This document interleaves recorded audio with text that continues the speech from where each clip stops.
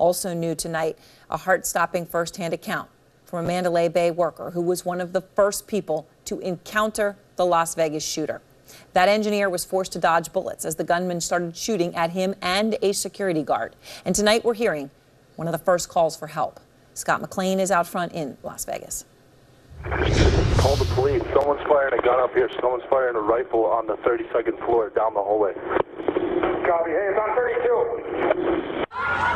Newly released police dispatch audio adding clarity to an evolving timeline of the Las Vegas massacre. Sheriff Joe Lombardo now on defense for a significant revision to the official timeline. Police originally believed Mandalay Bay security guard Jesus Campos was shot in the leg after the suspect Stephen Paddock had fired on the concert. The sheriff now says Campos was shot 6 minutes before the shooting at the concert venue even began.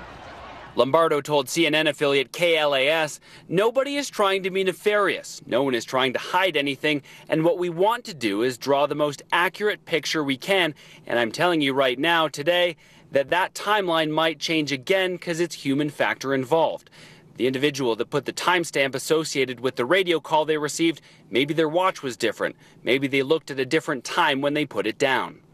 The revision leaves open the question of why Paddock stopped firing when he did, since police didn't arrive on the 32nd floor until 2 minutes after he fired his last shot, and didn't enter his suite until an hour after that.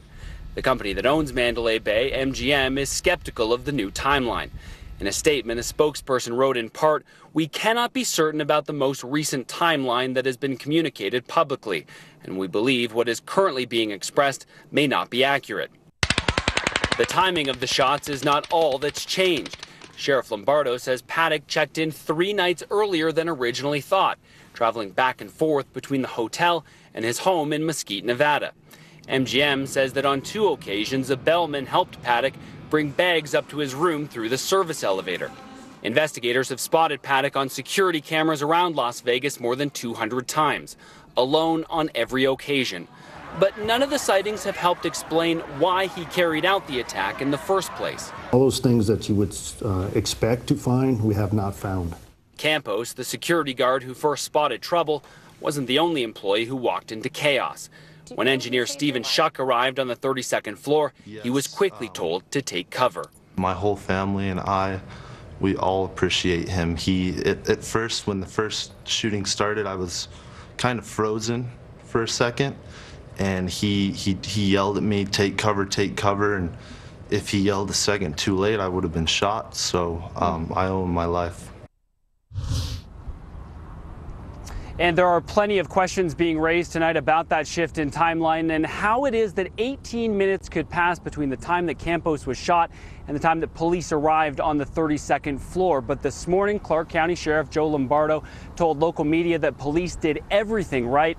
Everyone at MGM did a fantastic job, and if you're looking for a fall guy, there isn't one.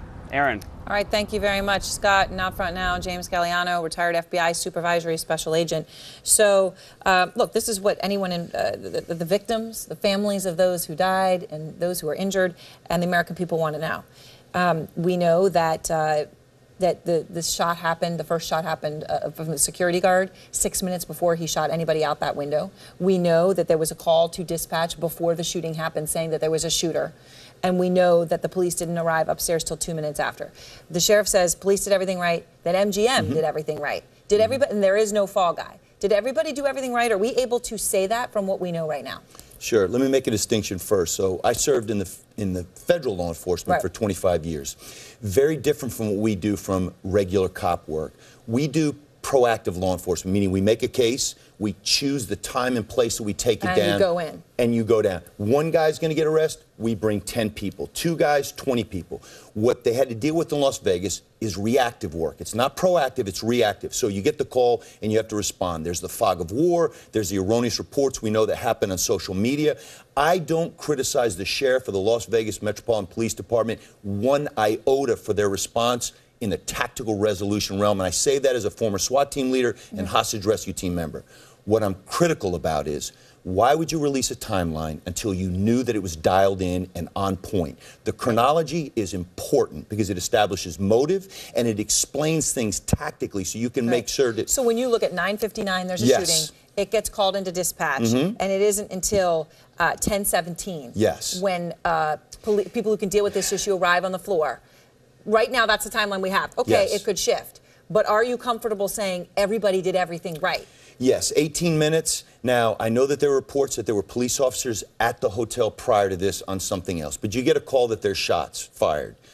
What's going to be released? A lot of shots, yes. like 200 rounds of shots. You know, this isn't just like a random domestic incident. Yes, and you're going to have clients of the hotel calling downstairs to security, and you're going to have Jesus Campos calling down. Yep. I want a release of when that call came in. I want a release of when the 911 call came from the hotel out to the police. That's going to answer a lot of questions. Right, as to whether somebody did anything wrong. Absolutely. All right, and so we still don't have those. Still some real questions to see whether there were any mistakes made or not.